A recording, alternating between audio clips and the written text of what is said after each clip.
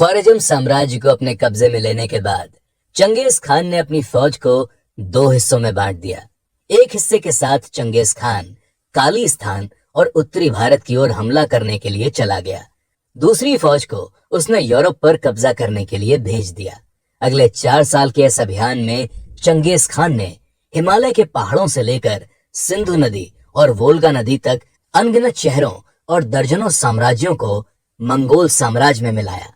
हालांकि Genghis Khan का इरादा पूरे उत्तरी हिंदुस्तान पर कब्जा करके हिमालय के पहाड़ों के दक्षिण से गुजरकर चीन के सबसे बड़े सुंग साम्राज्य पर हमला करने का था, लेकिन चंगेज खान अपनी फौज के साथ हिंदुस्तान के पश्चिम उत्तरी शहर मुल्तान तक ही अपनी विजय मंगोल सेना को पहुंचा सका। दरअसल हिंदुस्तान के मैदानों की गर्मियां मंगोल फौजियों को बीमार कर रही थी।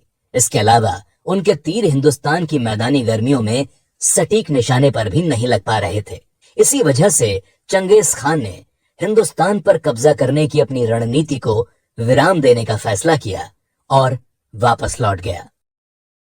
सन 1226 में चंगेज खान पश्चिम में अपने अभियान को सफलतापूर्वक पूरा करने के बाद जब वापस अपने घर लौट रहा था, तो उसी दौरान उसे खबर मिली कि तंगुट साम्राज्य और जुरचेन साम्राज्य मिलकर मंगोलियाई साम्राज्य के खिलाफ हमला करने की योजना बना रहे हैं। तंगुट और जुरचेन साम्राज्य को उम्मीद थी कि पश्चिम में ख्वारिज़म साम्राज्य के साथ युद्ध के बाद मंगोल सेना कमजोर हो चुकी होगी, जिससे उसे आसानी से हराया जा सकेगा। इसके अलावा चंगेज खान की उम्र भी लगभग 60 साल हो चुकी थी और वो कमजोर होने लगा था। सन 1226 में अपने घर पहुंचने के तुरंत बाद चंगेज खान अपनी फौज लेकर जुरचेन और तंगुट साम्राज्य के विद्रोह को कुचलने के लिए निकल पड़ा। तंगुट साम्राज्य की फौज एक बार फिर से मंगोल फौज के सामने घुटने टेक रही थी और एक एक करके उनके सारे शहर मंगोलों के कब्जे में होते जा रहे थे। जल्द ही मंगोल फौज चंगेज खान के नेतृत्व में तंगुट साम्राज्य की राजधानी निंगहिया तक पहुंच गई और उसे अपने कब्जे में ले लिया। उस राज्य का राजा अपनी जान बचाने के लिए राजधानी छोड़कर भाग गया। उस समय तक चीन में गर्मियों का मौसम आ चुका था और भीषण गर्मी से बचने के लिए चंगेज खान लियू पांशान की ओर चला गया। तंगुट साम्राज्य पर कब्जा करने के लिए चंगेज खान की लड़ाई अब भी जारी थी। सन 1226-27 की सर्दियों के दौरान चंगेज खान जंगली घोड़ों के शिकार के लिए गया हुआ था। वो एक भूरे रंग के घोड़े की सवारी कर रहा था जब कुछ जंगली घोड़े उसके घोड़े के सामने आ गए। उन्हें देखकर चंगेज खान का घोड़ा घबरा गया और उसने चंगेज खान को अपनी पीठ से गिरा दिया। घोड़े से गिरने के बाद उम्र दराज चंगेज खान को कई अंदरूनी चोटें आईं और वो कई दिनों तक बुखार से जूझता रहा। चंगेज खान की पत्नी येसुई और उसके बेटों ने उसे घर लौट जाने की सलाह दी, लेकिन चंगेज खान ने तंगुट साम्राज्य को फतह करने के अभियान को अपनी प्राथमिकता बना लिया था। उसने घर लौटने से इनकार कर दिया और तंगुट साम्राज्य के खिलाफ अभियान को आगे बढ़ाना जारी रखा।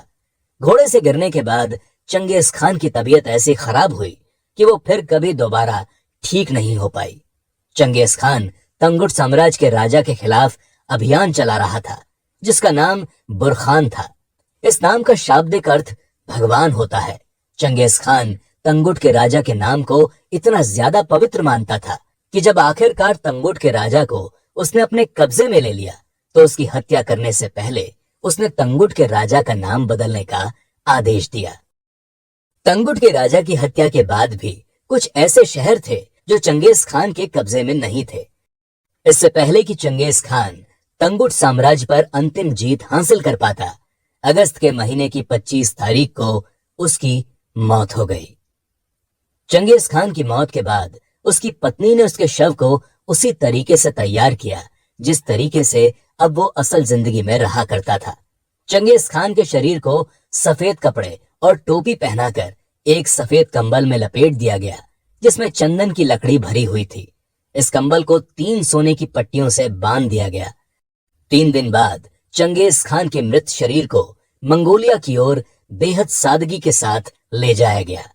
अपनी मौत के कई साल पहले चंगेज खान ने यह इच्छा जाहिर की थी कि जब उसकी मौत हो जाए तो उसे किसी ऐसी जगह पर दफना दिया जाए जहां उसे कोई ढूंढ न सके। चंगेज खान की इसी इच्छा का ख्याल रखते हुए उसके शरीर को बिना किसी निशान के दफना दिया गया। मंगोलिया में आज भी चंगेज खान की याद में एक मेमोरियल बनाया गया है, लेकिन ये मेमोरियल उस जगह पर नहीं है जहां पर चंगेज खान का शरीर दफनाया गया था। माना जाता है कि चंगेज खान के शरीर को ओनोन नदी के आसपास कहीं दफनाया गया था, जहां उसका जन्म हुआ था।